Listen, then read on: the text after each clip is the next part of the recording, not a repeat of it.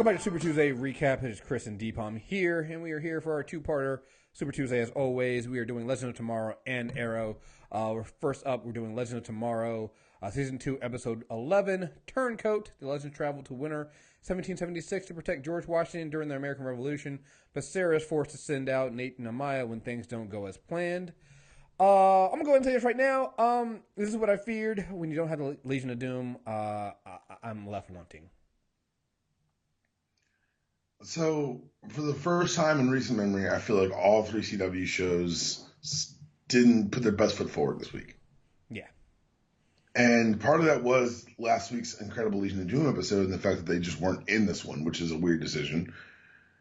I thought that the setting they chose was fine, I guess. It was inoffensive. I guess that's kind of what they're doing, something that everyone had a touchstone to and they didn't have to really explain. But the focus was on the interpersonal relationships, and we'll talk more about that. The episode as a whole didn't feel cohesive to me. Am I alone? No. It just, to me, it didn't make any sense to me overall of like you said, being a cohesive unit, especially after the last two episodes we had. It makes no sense that Malcolm Merlin and Damien Dark are no longer here with Rip. Even the setting with Rip here, and I get laying a trap for the legends, but again, none of it really made any sense. It just didn't. Why weren't Damien Dark and Malcolm Merlin there to back him up? We've established why Thawne isn't always there. Cool, I'm fine with that. Okay, but why leave Rip there? Because why?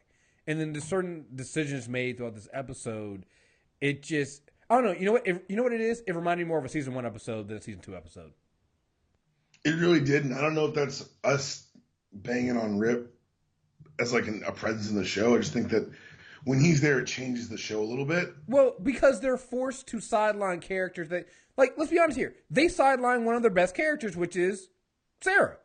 So they purposely shoot her at the beginning of the episode, so she's literally laying on her deathbed, even dies. Again, the many deaths of the Lances. Right. What the hell are we doing here? Right.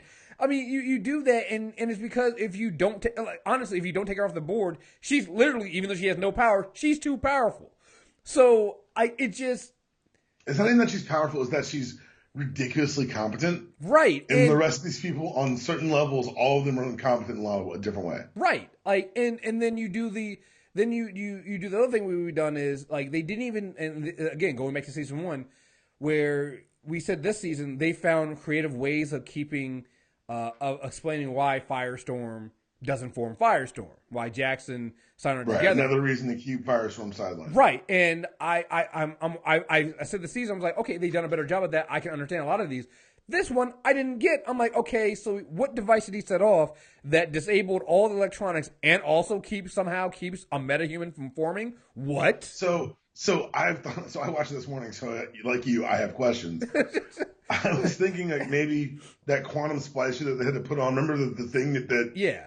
I thought maybe that stabilized their merging, but they could still merge. It was all very weird for me. I've tried to talk myself into it being okay, but it's just not. It makes no sense. Right. It didn't make any sense because I was like, the first thing I was like, we're going to get Firestorm. And then they joined. I was like, God damn it, we're not going to get Firestorm.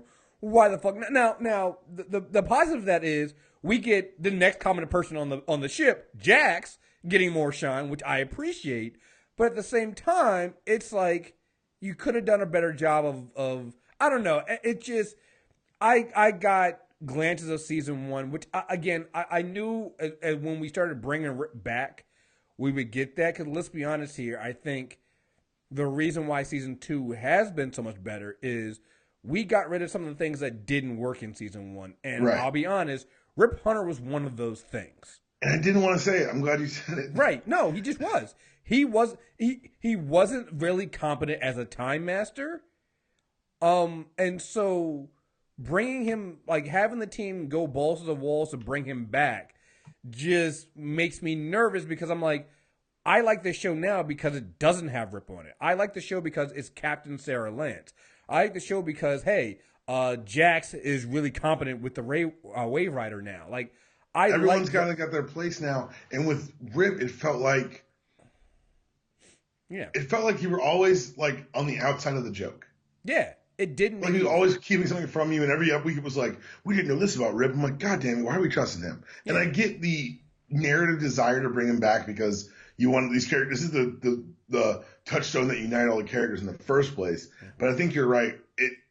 He adds an unfortunately different air to the show. Mm-hmm. Like they had to take Sarah off the board because she's risen to a level of confidence that would almost rival or best Rip Hounders at any point in season 1. Right. So you had to take her off the board, and then it only points out the inadequacies, like, well, the Nathaniel Maya thing. Like, again, see, I don't want to point out again, we don't talk about this shit, especially these two shows. We definitely don't talk about these two shows before we do a review on them. All right. I watched this literally. I stopped watching it 10 minutes before we talked. The Amaya Nate thing is literally when I saw it, I was like, soon as I saw them like getting, I was like, don't you fucking do it. Don't, you know what? You're gonna. I see what you're saying. Other side of it, I was okay with it if they were going to slow play it. Well, again, yeah, because those characters, unlike the ones last season, actually have decent chemistry. Right, but they didn't slow play. They went from oh wow, maybe there's something between Amaya and Nate to they're literally sleeping together now. They're sleeping together at the expense of the mission. Right. Nate goes at one point, hey, oh my God, we've been asleep for an hour. We need to go. One more time? What the fuck, man? You're in the middle of a rescue mission. Are you fucking kidding me right now? I can't wait for them to kill him. Are you serious right now? Did he really just ask for one more? He asked for more rounds in the middle of a goddamn mission. What?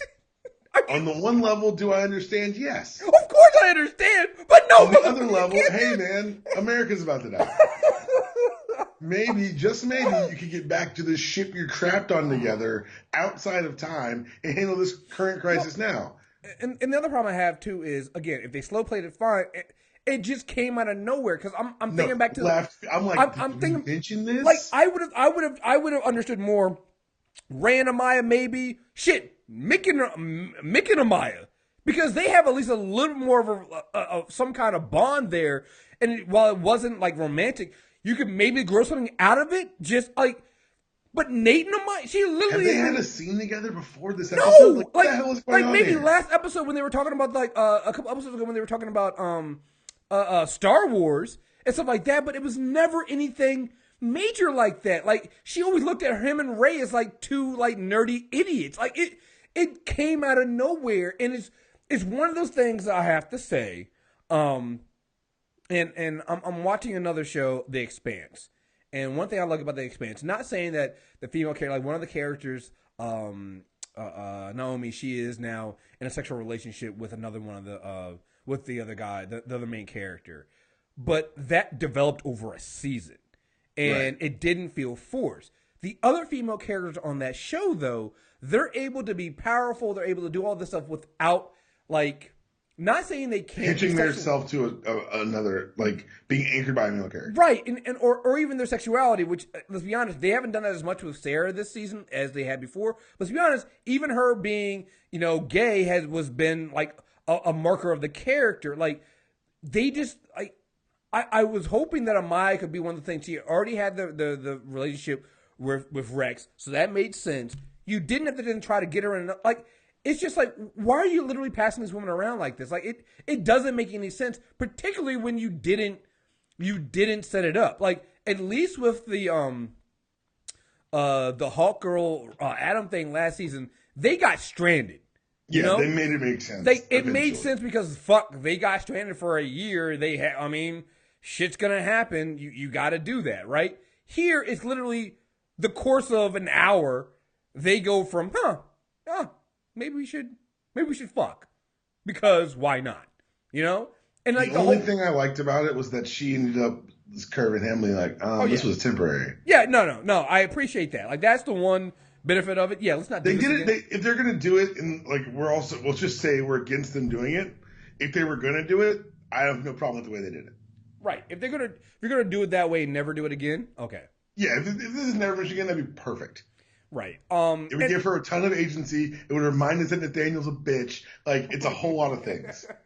Like, I'm so sick of that guy. oh no, he's annoying. And then the other thing that bothered me too is the whole thing how we even got to them sleeping together. It's like, motherfucker, you're a man of steel. Why were you cold? You fell into the water, okay, but You know why he's cold, Kriss? You know why he's cold? Why? Because he's smart. Oh, she can save me. All right. Yeah. Powers off. Kriss. He's a historian. What are you talking about? Why is he cold? We know why he's cold. Good God. Like, it was one of those things. I'm like, they're not going to do it. Maybe they'll slow it. And then they did, and I'm like, and then that scene when he literally was like, oh, she's like, oh, an hour, we got to go. And he's like, well, one more time. And I'm like, are you serious right now? Are you? Yeah. And the other thing too is, again, she curved him, yes, but I feel like this is also again something we did in season 1 because the same thing happened with what's her name? I can't remember her name anymore. Claire and Ray. Yeah, I keep wanting to call her Hulk Dolezal because.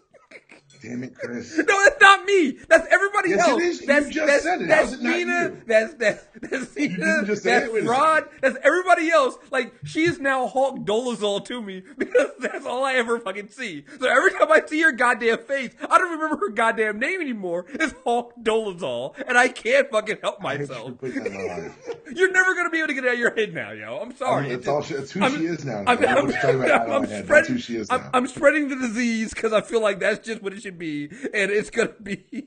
Oh, Sierra Renee. Is it Sierra Renee? Is that her real name? I can't remember. It doesn't matter. It doesn't matter anymore. She's Hulk Dolezal from here on out. Hulk Dolezal. How dare you? Oh my God. Oh, yeah, man. But it just, like, I don't know. It just, this episode just felt off, especially after, like I said, and honestly, this episode.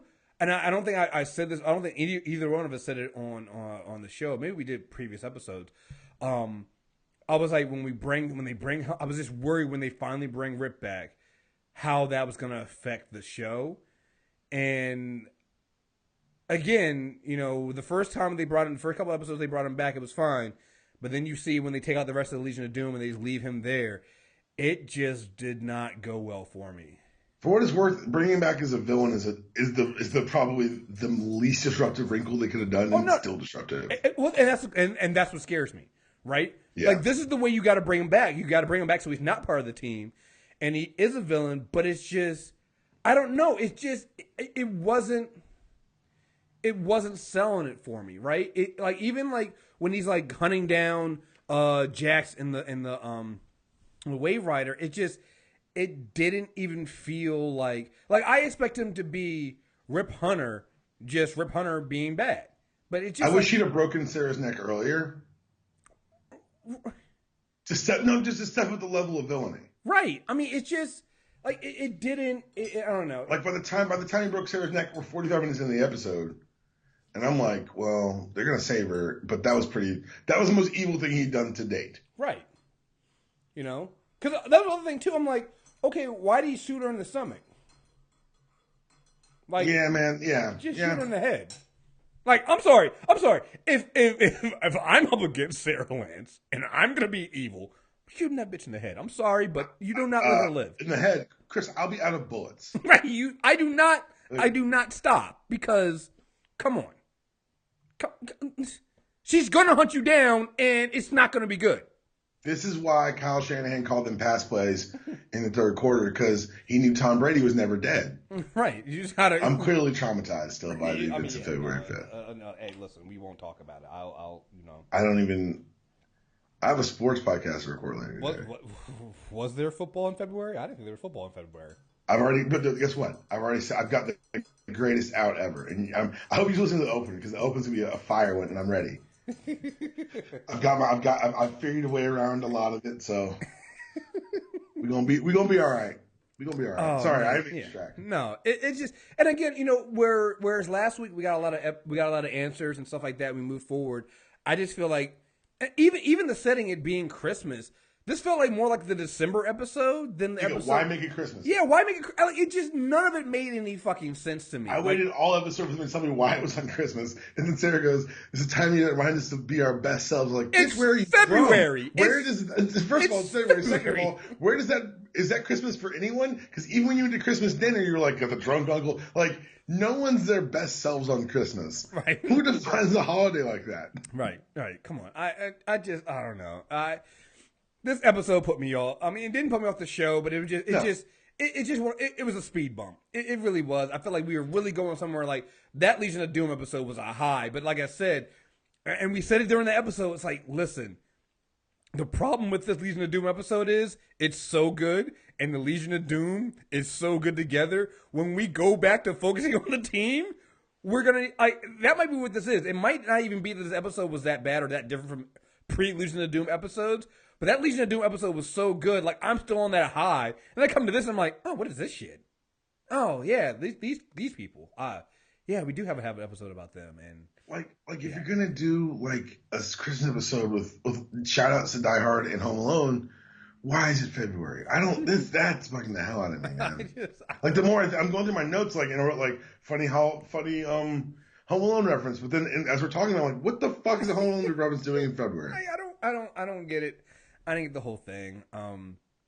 Yeah, I mean, it just weird. Even like the team, like some of the teams just didn't work for me. Like shit, George Washington and Mick. I just like okay, right? I guess that should have been more important to me, but it wasn't. You know, I liked Mick with Washington. I mean, it should have been more. I should have liked it more, but I just didn't care. I think if you just watch those scenes, it's entertaining as hell. Well, yeah, I was like Mick talking about what an American actually is. Oh like, yeah, I love this guy. Okay, no, Mick is look, Mick is a national treasure. All right, let's just get out of the way. He's a fucking treasure. All right, but it's just, I mean, in terms of the episode itself, it just felt like, again, you got to take those little moments like that, you know. Ray in the being stuck in the Atom suit as he smoked. It was about time. I was like, hey, yeah. Here's the thing. It was about time. I was like, why don't you guys go on more missions where Ray is miniaturized? Like, it makes sense because you always have him jumping around as a huge guy. Nobody can see him when he miniaturized. Once you do that, so when Rip did used that device and it disrupted the Atom suit, I'm like, okay, this makes sense. That's how you neutralize that. But it immediately made me go, why don't you guys have Ray miniaturized more often? I mean, I know they've done it a couple more times, but that should be how it is all the fucking time. You can be miniaturized. Do it. Couple lines I really enjoyed. Now I know why Franklin's on a $100 bill. I bet you 100 U's you're wrong. And Hitler ruins everything, which he does. Yeah, true. Yeah. So, yeah, I mean, like I said, I might just be coming off a high from last week. That might be what it is, and maybe I just need some time to get used to, you know, not having the Legion Doom all the time. But yeah, I just was not. I wasn't feeling this episode. I just wasn't. You know, can't win them all. You know. So, you got anything else you want to say about this one? Can Mick do the intros for all the other shows now too? Oh no! Listen, okay, I forgot about that too. Like we said, Mick's a national treasure. Him doing the open was good because we're stupid. Yeah, I need Mick doing the opens all the time now. You know, so. This schmuck's name is Barry Allen, and he's like, I don't know, like the 6th or 7th fastest person alive. I've stopped counting. Like, but it's true. After 5 years and what some discover is hell, this rich bitch finally grew a pair and did something about his life. Now he's Arrow. Now he calls himself the Green Arrow. What a stupid name. These guys need better branding. Right. Call me Heatwave because I like to on fire. It's simple. Like, it makes you do the intros for at least 1 week. They shouldn't advertise it. It shouldn't be a crossover. It should be Mick doing the intros, like just half drunk and ornery. Oh,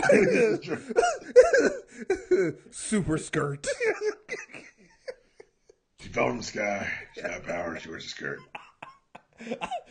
What? That was it? Right. You break it down lower. Like, I can see, like, yelling at producers off camera. I need Mick as a narrator for all these shows now. Oh, my God. If Gideon's AOS failed. We had to upload a new personality. Who? What's up, idiots? Like, if Mick was the ship, I'd be super happy. Oh, my God. I'm dying because this idea is great. Oh my God! This episode would have been 10 times better if Gideon had been Mick. Gideon woke up and was like, "Oh, what the fuck do you want? Save her? Fine. Again? Yeah, the worst thing about being a computer, no beer." Just constantly bitching. Just being so angry all the time. Oh my God, that was great. That was great. There was something else I was gonna say. I can't remember. Oh, another positive episode beyond just the Mick greatness. Again, Jax, and I love the fact that Sarah put Jax in charge after. She's like, "Yeah, because when you think about it on the team, other than Amaya, next competent person on the team." Yes. Oh yeah. First of all, it definitely is Maya. Yeah. Let's get that clear. No. The women are the two common people. When it comes to the male variety, it's Jax at the top of the list. Varying degrees of assholery. Right. Like, it's just, And Jax is only competent because he's the only one who knows how the damn ship works. Well, no, and I think he's got better sense too. I mean, this motherfucker's over here giving Stein life advice. This kid's young. That's true. He did kind of help tell Stein to grow the fuck up a little bit. He's got to be like 18, right? Because I think it was in high school when he became Firestorm. So it's like, no, the kid's young as fuck. So he's like, and he's the most mature out of the male members of the team. Like, by far. Oh my God. Right. This is scary. We're watching a collection of children. Right. This is fucking scary. Oh man. Yeah. All right. So, anything else for this one? No, we're gonna head over to Arrow. If they get a petition going for us to sign and have Nick Rory do all the voiceovers, I will sign. I am there. I'm 100% on board. Like I need that. I need. This guy is Barry Allen, and he thinks he's the fastest man alive. He's a science schmuck, and he's like the 7th or 8th fastest person alive. Now he's a Flash. Right? Like, oh, man. Oh, so good. All right. Moving on to Arrow, Season 5, Episode 12, Bratva. A mission sends Team Arrow to Russia where Oliver encounters an old friend. So we head over to Arrow, and this is one of the episodes where we just don't get Oliver as Green Arrow.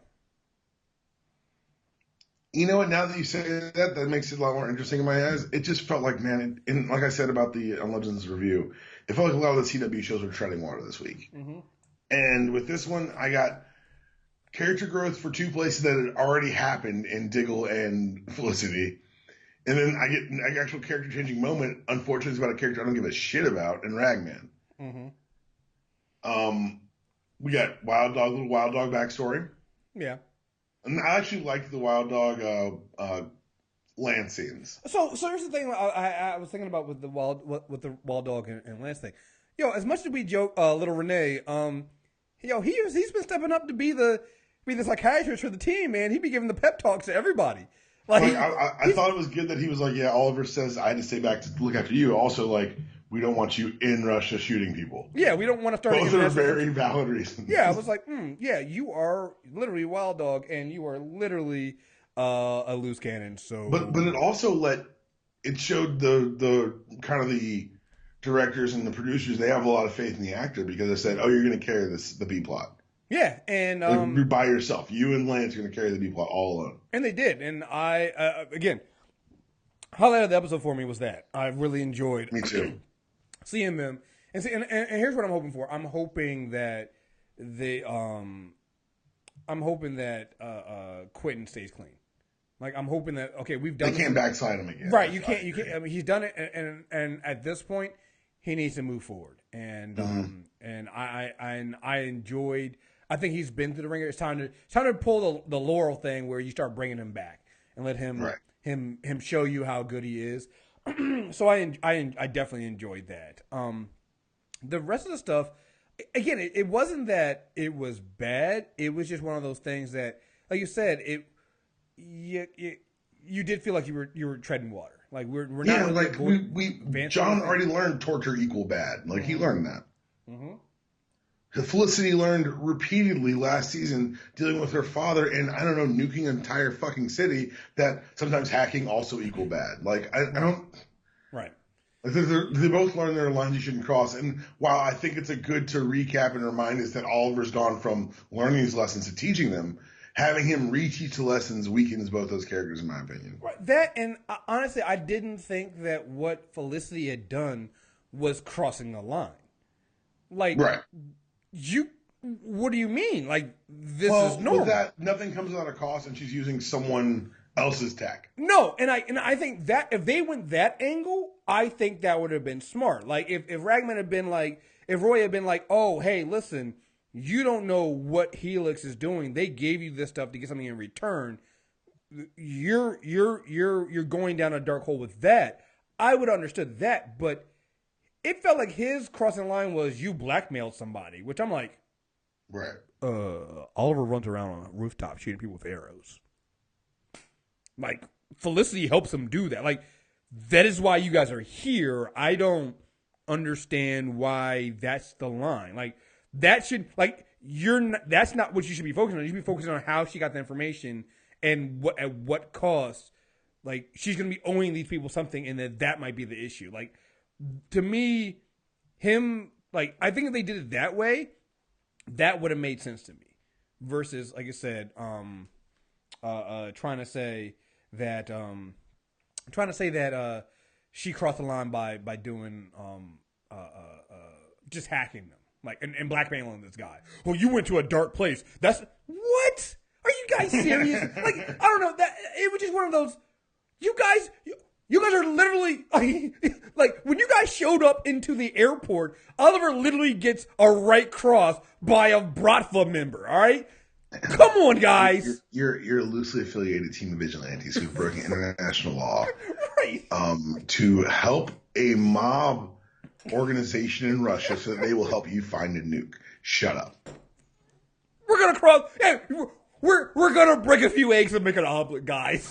I hate to break it to you, but we're gonna break a few eggs. And if we don't make this omelet, a nuke could go off. Right. So, like, yeah, let's just make the fucking omelet and stop talking about it. Yeah, I'm just, This is, and I hate doing this. This is, like, we talked about this on the Agent of S.H.I.E.L.D. review.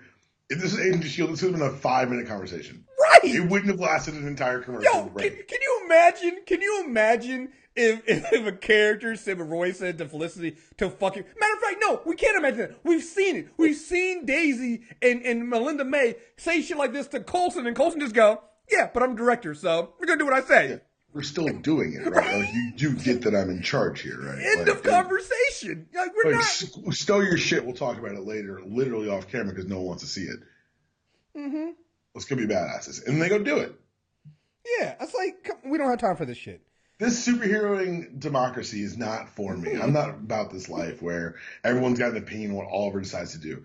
We're 5 seasons in. Oliver's made some pretty good calls. Yeah. He's the only one who's got the connections to even get into Russia or get any information. How about you do what he says? Mm-hmm. Yeah. Just, I mean, I don't, yeah. So. And why, why is Dinah Lance or Dinah whatever, Dinah Drake, backseated this episode after being introduced last one?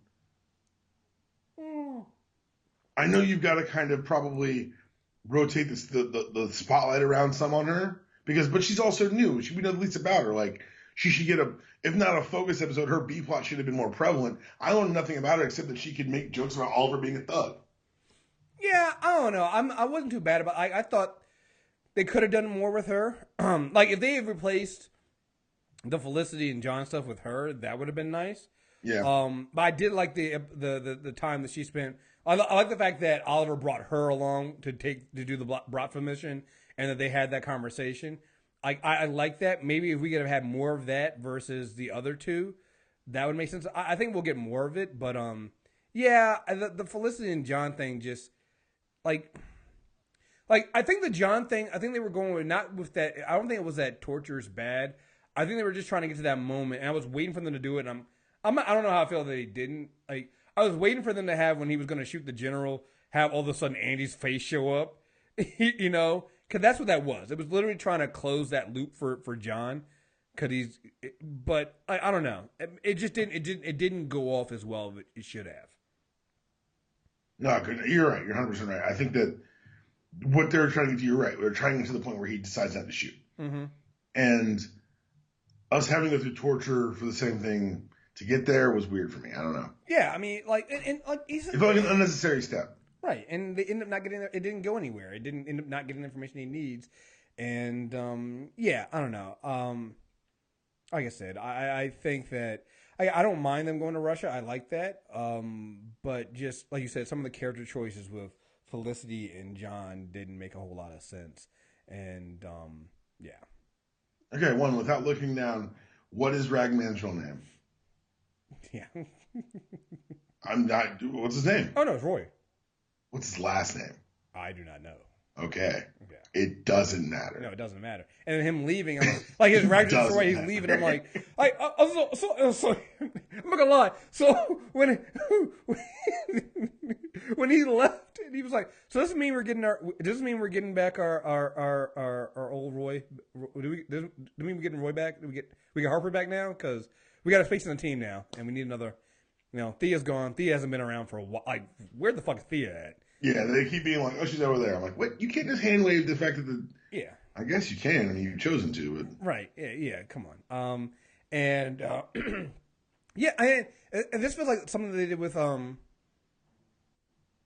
Flash is the only show that Flash and technically Supergirl, even though we don't review Supergirl, are the only two shows that do a good job of explaining how and why they sideline their most powerful characters. Yeah. Ragman was most powerful and on the team because of his rags and could do all this stuff, but we rarely see him used. And now in this episode, he literally absorbs in a nuclear bomb, but somehow now his rags are broken and don't work anymore. So now he's leaving the team. Like, it just... And now I'm like, wait, why hasn't Ragman been used more prevalently? Right. I mean, because I've seen Curtis get shot twice now, I think. You think Ragman could have been, I don't know, more involved with Curtis's life? You held back a nuke. Your power levels are clearly have been unestablished or unrealized. I got a question about Oliver's leadership. Yeah, so... okay. Yeah, it was one of I'm the same way. I've always noticed that with him, like, oh, I guess you can't use him because he is too powerful and stuff like that. But then they do this, and then they take him off the board, like, I guess, completely, and you're just like, so what was the point of him? You think we're done with him? No. You got to bring him back. Yeah, I think so, too. You got to bring him back. You know, so I don't know how you bring him back or what we bring him back as, but you got to bring him back. So, yeah, I don't know. Like I said, wasn't the best week for the CW shows. I don't know what. Just talking about the ones we reviewed. Don't know about Supergirl. I haven't been keeping up with that yet. But it's great. I'm a week behind, but it's great. Okay. Yeah. I mean, no. I'm just saying about this week though. Oh no. Yeah. Episodes. Even the Flash. We enjoyed the Flash, but we said episodes. This just seemed like one of those. It seemed like a down week for everybody. And maybe that means that sometimes when that happens, that means the following week is off the charts. So we'll see. I did enjoy the Arrow episode more than the Legend of Tomorrow episode, which I think was the weakest one, and obviously the Flash one just because it has Wally and phasing, and so you really hooked you with that Wally centric episode, didn't they? Oh man, no, listen, you're gonna get me every time with that. Like, okay, yeah, all right, cool. If you want me to avoid the plot issues and some of the other scripting things going on, just center Wally, and you got me. Okay, okay, I see what you're doing. All right, hey, look, I'm an easy date. What can I say? I'm an easy date. So, you got anything else you want to say about this episode? Like I said, not a lot happens here. I enjoyed it. Like you said, I think it falls in the middle of the CW episodes this week. I think that Susan Williams, Oliver dating a reporter is a terrible idea. Oh no! Okay, thank you for reminding me about that. Yeah, I'm glad. It's a terrible idea for Oliver, but I'm so glad they brought this back because as soon as she was in the bed with her, I was like, wait a minute, she can see the tattoos, and didn't we see this earlier in the year? She had found out that Oliver was in Russia before anyway. So I'm like, all right, cool. Somebody should figure out. She's gonna figure out that Oliver's the Green Arrow. I'm very interested in seeing how this goes because this is stupid. I hope they continue to slow play that and like let that be the bigger threat behind Prometheus. Mm-hmm. Like, yeah, Prometheus is a threat, but so is the world finding out. Like, I do think we're gonna get the Oliver Queen, I am Green Arrow moment to the season. I would love that. I think we're getting the I am Iron Man moment to end the season. Hey, so. listen. You guys know how I feel about. I would love for the CW to go with no, for at least for Green Arrow, for Arrow and Flash, no secret identities. So you know how I feel about that. So if Oliver does that, then maybe Barry does it, and well, yeah, I'm all in for that shit. So yeah, do it. All right, you said you had stuff? Oh yeah, got an email from Hiroja. So keep this real quick. Can we talk about how everyone on Legends is a time aberration, because it's been bothering me for a while now, ever more since the last episode with Science Daughter. We know that because Zoom went back into time to kill Barry's mother, taking Wells' place and causing the particle acceleration explosion earlier in time. We got Barry early, all the metas early. Stein became Firestorm early. Stein would or may not have been at the Star Labs if the timeline happened the way they were things were supposed to. Maybe Firestorm would have been later. It could have been someone like Ronnie Stein config or Ronnie Jax config. I like to think that Stein Jax configuration, but one in which Jax is older and student of Stein. But really, these guys still do not get along because Jax does not like Stein because he, as a teacher, it kind of messed with that sentence. But we know from the last season that Rip did not pull Sarah out of the timeline. When he did, she would have died with Laurel and their father. With the collapse of Wells' company, I do not think Ray's company would have been as prominent in tech industry as it is now in the current market. Current universe with an increased market share would not have had the power to take over Queen Consolidated or even look to take it over. Thus, not in Star City with his fiancee during the uprising and seeing her killed and being inspired to create the Atom suit, or at least not inspired in the same fashion. Captain Cold and Heatwave are not the same people we know, and so on and so forth with the rest of the team. And the reason I bring this up is when the team gets ripped back and they somehow stop the Legion of Doom, which at this point I'm not sure they're going to stop. Fixing time apparitions like Science Daughter is going to cause more than a few problems. I think it's going to come out. The reason why Rip picked them all for the original mission is because they're all time apparitions, and there's not a real home to come back to for them. Not for some like Mick, Ray, and Sarah that may be okay with that, but not Jack, Stein, Nate, and Amaya. Have a great show. So I get what you're saying here, and that's one thing I've always been saying is, that whenever people go, Barry Allen messed with the timeline, I'm like, well, Thawne did it first. You got to remember, though, while everything you said in this episode and this thing is true, that Thawne moved everything forward, Thawne had Gideon and was doing everything. He sped up the timeline and made things happen a little bit faster, but it didn't affect the future that much. So I wouldn't call Barry Allen getting his powers early a time apparition per se, because it still went along with it's not an aberration because it's a reset timeline, right? The aberration is a small thing that you change that it's kind of localized, and like that's why you have the time quakes, like the one that literally knocked the ship off this week was due to Juno Washington dying. Right. That's a catastrophic time quake because it changes the course of history.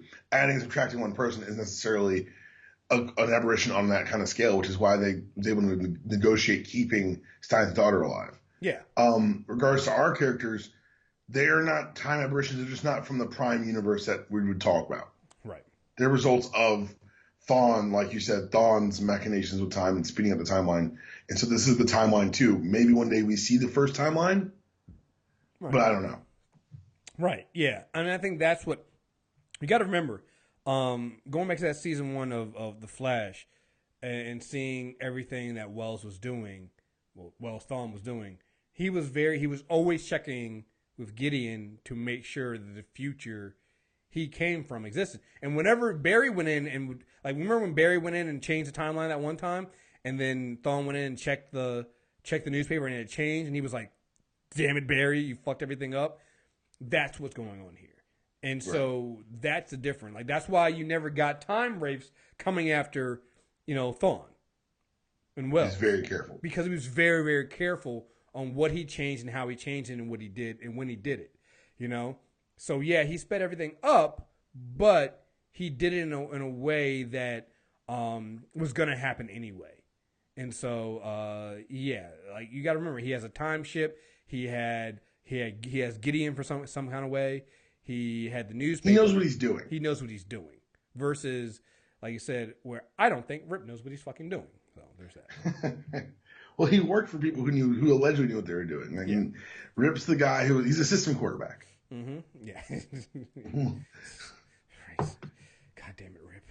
just yeah. So no, I think that's what it is. So I don't think that they're going to be worried too much about being time aberrations there, and I don't think they're going to fix Stein's daughter. I think that's going to be. Yeah, I think we've got Stein's daughter here for a bit. Yeah, that she's here to stay, so I'm not too worried about that. So. All right, folks, that's what you guys got. Thank you guys very much for listening. Again, we'll be back this week with all the shows. You can hit us up, send us a 5-star review on iTunes, Super Tuesday recap, or email us mtrailerreviews@movietrailerreviews.net. Check out Dpalm on the unanimous decision on mtrnetwork.net. And you also get him on Stitcher Radio and iTunes. Well, actually, yeah, Stitcher Radio and iTunes. So you do get it on the main Stitcher feed. So, guys, thank you guys very much for listening. Until next time, we are out of here. Peace.